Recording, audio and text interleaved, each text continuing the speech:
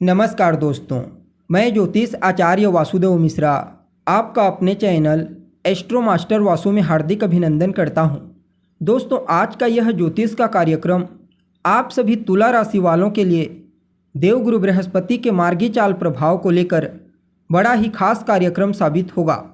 जी हाँ, देवगुरु बृहस्पति बीते 4 फरवरी 2025 की शाम 5:28 पर अपनी वर्तमान शत्रु राशि वृषभ राशि में ही रहते हुए वक्री से मार्गी हो चुके हैं और आने वाले मई महीने की 14 तारीख तक 14 मई तक वहीं पर रहते हुए आपको प्रभावित करेंगे और इसके पश्चात मिथुन राशि में प्रवेश कर जाएंगे। तो ऐसे में देवगुरु बृहस्पति का अपने शत्रु की राशि से मार्गी गोचर आप सभी तुला राशि वालों के लिए क्या परिणाम लेकर आया है। इस गोचर काल के दौरान बृहस्पति जीवन के किन किन क्षेत्रों में आपको शुभ परिणाम प्रदान करेंगे, तो किन किन क्षेत्रों में आपको सावधानी बरतनी होगी और किस प्रकार बृहस्पति की ताकत आपके जीवन काल में बड़ा चमत्कार करने वाली है, सभी बातें विस्तार के साथ आपको बताएंगे। इसलिए वीडियो को लास्ट तक देखिए और अगर आप अपनी जन्म कुंडली पर हमसे परामर्श लेना चाहते हैं तो आपको हमारा कॉन्टैक्ट नंबर स्क्रीन पर और डिस्क्रिप्शन बॉक्स में मिल जाएगा, जहां से आप व्हाट्सएप के थ्रू अपॉइंटमेंट लेकर अपनी जन्म कुंडली का बड़ी बारीकी से अध्ययन करा सकते हैं। वैसे देखा जाए तो बृहस्पति का गोचर एक राशि में काफ़ी लंबे समय तक होता है।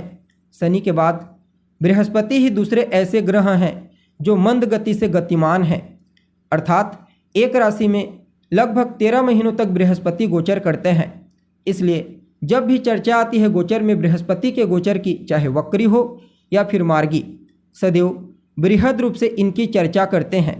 इवन इनका प्रभाव भी तो व्यापक है। जहां बृहस्पति हमारे जीवन काल में एक तरफ धर्म अध्यात्म को बताते हैं, तो वहीं दूसरी तरफ भाग्य, संतान, सुख समृद्धि के भी तो कारक ग्रह हैं। अपने इन्हीं कारकत्वों के चलते जीवन के विभिन्न पहलुओं को प्रभावित करते हैं और इस बार भी गोचर में मार्गी अवस्था से गोचर करते हुए अगले 3 महीनों तक आपके जीवन के विभिन्न पहलुओं को प्रभावित करेंगे। अब देखिए, आप सभी तुला राशि के जातकों के लिए बृहस्पति अभी आपके 8वें घर से गोचर कर रहे हैं और वहीं पर ही वक्री से मार्गी हुए हैं। भले ही बृहस्पति आपकी राशि के स्वामी ग्रह शुक्र के मित्र ग्रह नहीं हैं, लेकिन इसके बावजूद आपके 3rd हाउस यानी कि आपके मेहनत के घर के स्वामी बनते हैं और काल पुरुष की कुंडली में 8वें घर में बृहस्पति को तत्व का बल प्राप्त होता है। इसलिए बृहस्पति के इस गोचर काल को किसी वरदान से कम नहीं कहा जा सकता। बृहस्पति जहां एक तरफ आपको दीर्घायु बनाएंगे यानी आपके स्वास्थ्य को मजबूती प्रदान करेंगे, इम्यून सिस्टम को बूस्ट करेंगे, तो वहीं दूसरी तरफ तमाम प्रकार की सुख सुविधाओं का आगमन आपके जीवन काल में उत्तरोत्तर होगा। यूँ समझ लीजिए कि बृहस्पति का यह मार्गी गोचर मूल रूप से आपके हेल्थ और वेल्थ दोनों के दृष्टिकोण से अत्यंत ही श्रेष्ठ रहेगा। इस गोचर काल के दौरान गुप्त विद्याओं में, रहस्यमय विद्याओं में आपकी रुचि जागृत होगी। गुप्त विद्याओं को जानने की जिज्ञासा, सीखने की जिज्ञासा प्रबल होगी।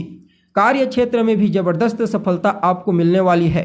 कार्य क्षेत्र में आपके कार्य करने की क्वालिटी में निखार आएगा और ईमानदारी पूर्वक किसी भी कार्य को निष्ठा के साथ करने की आदत लोगों के बीच आपकी विश्वसनीयता को और मजबूती प्रदान करेगा। इस समय लोग आंख मूंद कर आपके ऊपर विश्वास करेंगे, या फिर आप यूँ समझ लीजिए कि लोगों के बीच आपकी पॉपुलैरिटी का सबसे बड़ा कारण आपका शुभ कर्म होगा, जो इस गोचर काल के दौरान आपको प्राप्त होगा रिजल्ट के रूप में।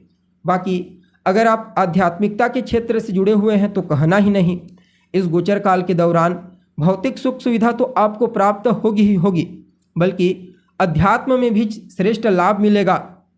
अगर कोई साधना करने के लिए आप प्रयत्नशील हैं तो निश्चित तौर पर इस समय आप साधना कीजिए। कम समय में आपकी साधना का फल आपको प्राप्त हो जाएगा। यह गोचर ईश्वरीय शक्तियों के द्वारा सहायता के लिए अत्यंत ही श्रेष्ठ रहने वाला है। आपकी 6ठी इंद्रिय को काफ़ी हद तक जागृत कर देंगे। अगर वर्तमान समय में आपके जीवन काल में राहु, केतु, शनि या फिर बृहस्पति, इन चारों में से किसी भी ग्रह की दशा चल रही है और 8वां भाव आपका एक्टिव है, तो निश्चित तौर पर घटने वाली घटनाओं का आपको पूर्वाभास होने लगेगा। बाकी यात्रा करना भी आपके लिए बेहतर रहने वाला है। खास करके धार्मिक यात्रा, व्यापारिक यात्रा के दृष्टिकोण से थोड़ा ज़्यादा अच्छा रहेगा। हवाई यात्रा समुद्री यात्रा की तुलना में बेहतर रहेगा और वाहन सुख की प्राप्ति भी आपको होगी। बाकी 8वां घर आपके जीवन में घटित होने वाली आकस्मिक घटनाओं का भी होता है, तो बृहस्पति सकारात्मक है, इसलिए आकस्मिक लाभ की प्राप्ति आपको होगी। बहुत सारे ऐसे योग बनेंगे जहां एकाएक आपको लाभ की प्राप्ति हो जाए, चाहे वह लाभ किसी भी रूप में आपको प्राप्त हो। बाकी ससुराल पक्ष से लाभ मिलेगा, जीवन साथी के सहयोग से, जीवन साथी की सलाह से भी प्रॉफिट के नए मौके आपको प्राप्त होंगे और यह गोचर आपके जीवन काल में काफ़ी हद तक आपके क्वालिटी में निखार लाएगा।